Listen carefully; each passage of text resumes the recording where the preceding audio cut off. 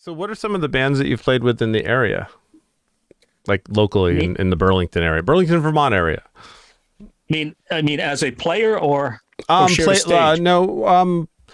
Bands that were established with their own members, and you've played at the same night with them. Like, you ever played with Run 21 or? No, I know. I've known. It's funny, Dougie. I call him Dougie. I knew Doug. Doug's from Connecticut, the guitar player. I don't know if you know Doug. Oh yeah, we played with them once. Yeah. Okay. Well, I've known Doug. Doug used to come to our band rehearsals in Connecticut, it was in Manchester, Connecticut, and he used to live near our drummer at the time. So this little kid used to come and hang out at our rehearsals. And oh wow. And Doug and I still he's in, I believe, Sweden or Finland, one of those Scandinavian countries now. But we write periodically back to each other. But I don't know if I've ever played in the same, because usually we would play there or they would be there. We'd go there on an off night and hang out with them. Right. But I mean, there's so many. I mean, there was a period where there were so many good bands. I mean, the business attracted talented people who could. I mean, we survived playing music, which you really can't do now. It's music has become an avocation. You can't feed your family. You can't pay your bills by being in a band. Right. Whereas we lived in the golden age where you could, you'd play 6 nights a week or whatever, and you bring home a paycheck. Yeah. And so again, and you could sell your music. Well, here's the thing. It's almost like the Major League Baseball. You have single A ball, double A ball, triple A ball. You got your major league teams. And there used to be a regular circuit out there where, we'd be on the AAA circuit, and every once in a while you'd get to do like a big arena or some show like that. But, there was a ready supply of players. So if you lost somebody, you needed a new player, you'd go to the club and go, okay. You go to a club which had like AA ball or AAA ball players, and you'd see, okay, that's so-and-so. Yeah, he'd be a good fit. But we don't have that. We don't have that tier system anymore in this business. It's like all single A clubs with a couple AA clubs out there now. So the business has changed a lot. So, I mean, back then, it was Run 21. We had, all the bands that played at Club New England and Texas, they were killer bands. Of course, my memory, I'm trying to think. If you name a name, Quadra. They're still playing. Yeah, of course. Those guys are still around, Mike, and those guys. God. Northern Star from New York. Another band, Triffid from New York. Another good band that used to play Texas. I still talk to those guys sometimes. Johnny from Triffid. Now that's interesting. I recently being 10 years. That's recent to me. I'm old. It's like a small fraction of my life. I didn't realize that April Wine was from St. Albans. Is that correct? Can you confirm that? No. They're actually from Toronto. Oh, all right.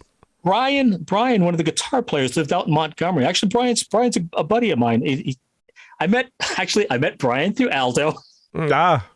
Back in the Aldo days, and Brian got to be a really good buddy. And circling back to voiceovers, one of the commercials I had to do was for the Spirit of Ethan Allen. And I said, well, we want to have a pirate voice on this. And I knew Brian did a pirate voice. So, hey, Brian, you want to come do this with us? Sure. So ever since that day, he's been known as I call him Wacky the Pirate, because one of the great lines that you'd never hear a pirate say, go, "Hi there, middies. If you're looking for a bit of adventure, climb aboard the Spirit of Ethan Allen. Be sure to bring your Pepsi Price Chopper coupon."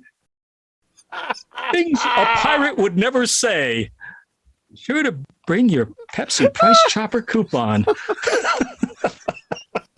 That is hilarious. Oh my God. Yeah. Oh my God. I want to do voiceovers now. That sounds so much fun. And again, Brian's, so we got to be pretty good buddies. In fact, we met our OBGYN and our pediatrician through Brian. We were at a pool party when Wendy and I were first seeing each other, and we got introduced. He's no, this is Len. He's going to be your OBGYN, and this is Dan. He's going to be your pediatrician. Thinking we don't even have a kid yet. it's like, but here's sure enough, those were our doctors. So wow, yeah. Met him at a pool party. Oh, well, that's fantastic.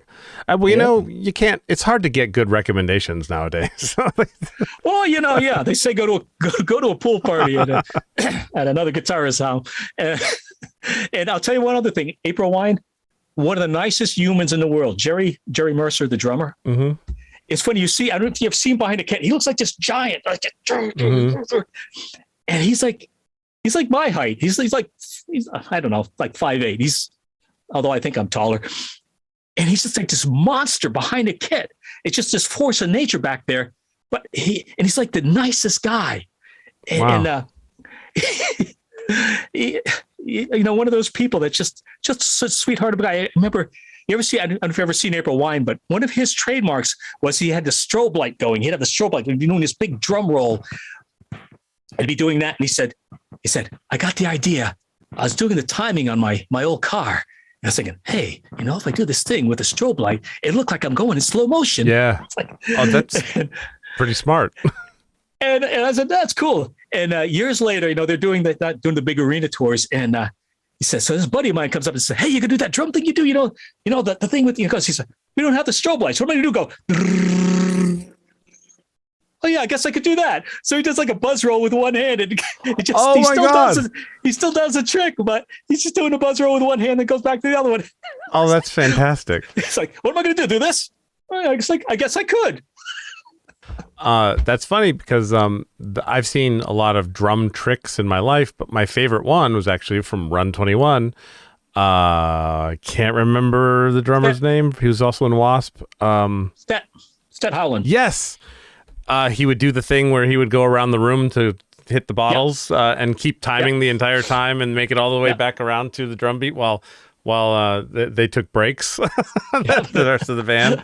I thought that was fantastic. I don't know how old I was, but I was just I don't even think I was supposed to be in the bar. It was at what was that place on Main Street across from the City Hall Park? Oh God. Wasn't it Texas? Huh. No, it was later than that. It was right on Main Street. Oh, down at Buddha's, way down, further down. Buddha's, that's it. Yeah. We did a jingle for Buddha's too. You did? When you're ready to rock, roll into Buddha's. Oh. Hard Rock Cafe. Oh, that's awesome.